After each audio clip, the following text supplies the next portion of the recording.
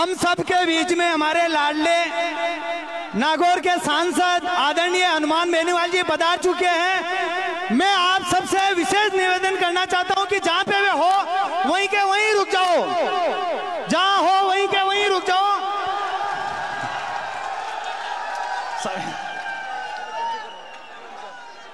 बोलो वीर तेजाजी महाराज की। आप सभी से हाथ जोड़ के निवेदन है कि अपने को अब मैं हनुमान बेनीवाल जी के स्वागत के लिए मैं निवेदन करूंगा कमेटी के सदस्यों से। कमेटी के सदस्य रामलाल जी थाकन, दयाराम जी दौड़िया, सरवण राम जी शेषवा, प्रहलाद जी, जीवन राम जी, सब समस्त जाट सरदारी की तरफ से भंवरलाल जी, कृष्णाराम जी, चरण सिंह जी, मुकेश जी, गोपाल जी, करदाल जी, फड़ोलिया, लक्ष्मण जी, आप सब की तरफ से जोरदार, एक बार जोरदार तालियों से स्वागत। अब समय की कमी को देखते हुए मैं निवेदन करूंगा किसान जवान की आवाज हनुमान बेनीवाल जी से कि सभा को संबोधित करें। आदरणीय हनुमान बेनीवाल जी। जिस इलाके में तेजाजी महाराज ने बलिदान दिया वो ये वीर भूमि है। मैं वीर भूमि को नमन करता हूं और अब की बार मेरी इच्छा थी कि मैं एक बार पहले सुरचुरा, खरनाल और 5 जगह जाकर आया था। इस बार भी सुरचुरा में आप लोगों के दर्शन करूं। वीर तेजा हमारी जो समिति है, प्रादेशिक वीर तेजा जाट विश्राम स्त्री सुरचुरा में समिति के अध्यक्ष और जाट समाज के मौजूद बुजुर्गों, सम्मानित मंच, नौजवान साथियों, मेरे छोटे भाइयों, माताओं, बहनों, आज जो जोश और जज्बा आपके अंदर देख रहा हूं ये तो तय है कि 28 में बड़े बदलाव के संकेत आज के दिन हो गए राजस्थान के। भाइयों, सब जगह मैं जा नहीं सकता, समय कम है, 6 प्रोग्राम दिए और अपने लोगों के बीच में से जल्दी निकलना बड़ा टेढ़ा काम है। और ये आप मेरे से प्यार करते हो, मैं आपको विश्वास दिलाता हूं कि दोबारा आपके इलाके में फिर आएंगे। अब की बार खूब सारी बातें भी करेंगे, काम करेंगे।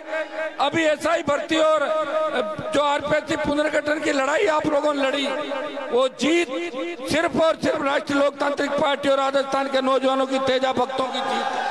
हमें इस देश के अंदर सेना का सम्मान लौटाना है, अग्निवीर को समाप्त कराना है, किसान की एमएसपी खरीद गारंटी कानून बनाना है, टोल मुक्त कराना है, किसान का कर्जा माफ कराना है, सशक्त लोकायुक्त और मेरे छोटे भाइयों को सम्मान मिले, किसी अबला बहन बेटी की चीख पुकार और राजस्थान में नौजवान किसान आत्महत्या नहीं करे। इन्हीं मुद्दों को लेकर राजस्थान में आगे बढ़ रहे हैं।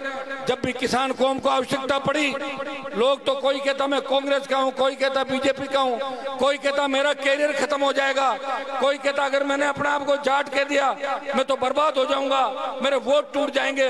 भाइयों, जब भी देश में आपके भाई की जरूरत पड़ी, चाहे हरियाणा की पहलवान बेटियां थी या किसान बिल या दूसरे मामले, इस राजस्थान के हार्डकोर अपराधी जो किसान के बेटों के सीने पे गोलियां मारते थे, अगर उन अपराधियों को उनके अंजाम तक पहुंचाया, हनुमान बेनीवाल उन अपराधियों को अंजाम तक पहुंचाया।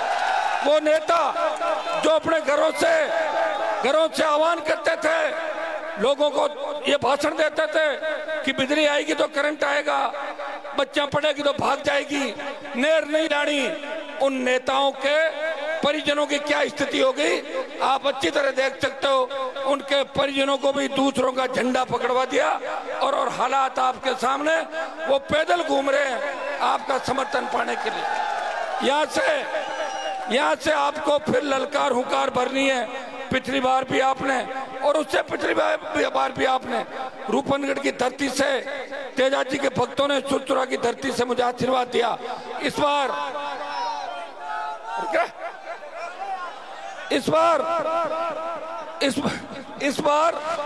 28 में किशनगढ़ में भी चुनाव लड़ना है, पुष्कर में भी लड़ना है, तमाम सीटों पे लड़ना है और राजस्थान की सत्ता पे कब्जा करना है। मांगने से कोई राज नहीं देगा, राज को छीनना पड़ेगा। और आज मैं आपको बता दूं कि जिस तरह आज जब तक सुनोगे नहीं ना, तुम्हारी कोई इज्जत नहीं है। नहीं सुनोगे तो कोई इज्जत नहीं करता तुम लोगों को, नहीं तुम्हें कोई सीरियस लेता। तुम्हारे नेताओं की औकात देखो ना, धनखड़ साहब को हटा दिया, बोल नहीं रहा, क्यों हटाया? बोला क्या? नहीं बोलेंगे भाई, डरे हुए लोग हैं, डरे हुए और मरे हुए लोग हैं। इसलिए डरे हुए मरे हुए लोगों को जगाना कौन जगाएगा? ये नौजवान जगाएंगे। लेकिन आप क्या जगाओगे? आप तो खुद आधे ज्यादा नशे में पड़े रहते हो। कोई इसमें खाता है, कोई एमडी खाता है, कोई थोड़ा दूसरा काम करता है, तेज गाड़ियां चला के एक दूसरे पे चढ़ा देते हो। समझदार बनो, कोई नहीं पूछ रहा तुम्हें लेके सरकार सीरियस नहीं। सिर्फ मैं लड़ रहा हूं इसलिए तुम्हारी पूछ है। अगर कल मैं लड़ाई बंद कर दूं तो तुम्हें 50 साल और गुलाम रहना पड़ेगा। क्या ये चाहते हो क्या? तो चुपचाप छोड़ो मेरी बातें, बकवास मत करो बीच में। शर्म आती नहीं तुम लोगों को? क्या वजह? कोई नारों से कोई सरकार बदली है क्या?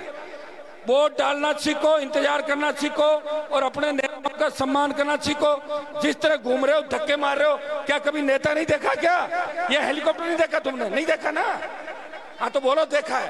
पहले भी लाया था और लाऊंगा, चाहे उधार लेके जमीनें बेचनी पड़ जाए, तुम्हारा सम्मान बढ़ाऊंगा।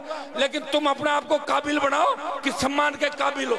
जिनके लड़ता हूँ वही मर जाता है, जिसको लाता हूँ वो बिक जाता है, जिसको मनाता हूँ नेता वो बिक जाता है, वो भाग जाता है, वो जाता है और कांग्रेस बीजेपी में जाके उनके पैर छूते जाके। तो भाई ये व्यवस्था है और हमें 22% आबादी को राजस्थान में बताना है कि शेड्यूल कास्ट के भाइयों को साथ लेके हम राजस्थान की सत्ता पे कब्जा करेंगे। और इसमें सबसे बड़ी भूमिका राजस्थान के नौजवान की होगी, किसान के बेटों की होगी। हा हू हल्ले से कुछ नहीं होता, हल्ला बहुत लोग करते हैं। ये तो अगर देश की राजधानी मुंबई होती तो जाट समाज को कोई नहीं पूछता, मराठे पीटते तुम्हें वहां पे मुंबई में, पता पटक पटक के। ये तो दिल्ली आप है और दिल्ली के चारों तरफ अपना है, इसलिए अपनी इज्जत है, वो भी थोड़ी बहुत समझ में आ गई ना। कोई कैबिनेट मंत्री नहीं तुम्हारा, बीजेपी वाले तुम्हें कुछ नहीं मानते और इन्हें कांग्रेस मानती। कर्नल सोनाराम की लाश को मोर्चरी में डाला, सतपाल मलिक को सम्मान नहीं दिया और धनखड़ को किस तरह भगाया, दूध में जब मक्खी को फेंकते हैं। तुम्हें कोई सीरियस नहीं लेता क्योंकि तुम अभी समझदार नहीं हो और समझदार होने में समय लगेगा। मैं भी 28 तक ही लड़ूंगा। 28 के बाद अगर तुमने सफलता नहीं दी तो मैं भी दूसरे रंग में रहूंगा। मेरी जिंदगी खराब करने के लिए पैदा नहीं हुआ, मेरी जिंदगी खराब कर दूं और तुम्हें तैयार करूं और तुम दूसरे दलों के अंदर भाग जाओ। मैं धंधा नहीं कर रहा हूं। आज तेजाजी महाराज का सुरचुरा का कार्यक्रम है, यहाँ बलिदान था, इसलिए मैं आपके बीच आया हूं। और पिछली बार मैं जब आया था उससे 10 गुना जोश आपके अंदर है, लेकिन जोश में होश रखना है। समझ में आ गई? होश इतना रखना है कि जैसे मैं निकलूं साइडों में हो जाओ, अंदर पढ़ते हो लग जाएगी और ऐसा लगता है कि मैं सबसे मिल नहीं पा रहा हूं। मेरी खुद की यूं लगता है मुझे, क्या हो गया इन बच्चों के, क्यों ऐसे टूट रहे हो? क्या देखा नहीं क्या मुझे? हमेशा बीच में तो रहता हूं आपके। तुम तो ऐसे भागते हो जैसे कोई फिल्म हीरोइन आ गई उसको पकड़ लें, ऐसे भागते हो। अच्छा मैं तो तुम्हारा भाई हूं, तुम्हारे बीच ही रहता हूं। इस तरह मत करो, उसको आराम की भी जरूरत है, वो परेशान भी रहता है, एक अकेला लड़ रहा है इस देश के अंदर। उसे ताकत दो, मजबूती दो।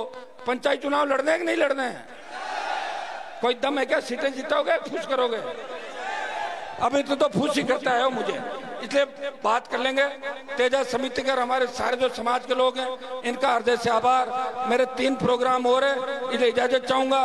बोले तेजाजी महाराज की धन्यवाद। हेलो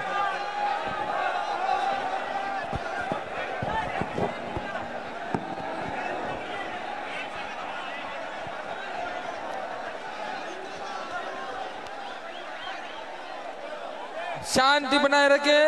सभी तेजा भक्तों से